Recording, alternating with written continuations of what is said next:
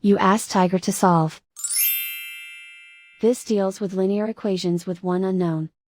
The final result is x equals -19/6. Let's solve it step by step. Simplify the expression. Group like terms. Simplify the arithmetic.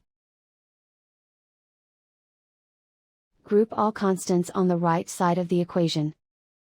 Add 19 to both sides. Simplify the arithmetic.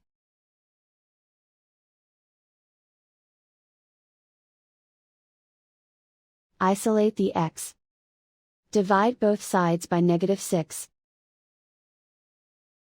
Cancel out the negatives. Simplify the fraction. Move the negative sign from the denominator to the numerator. And so the final result is x equals -19/6.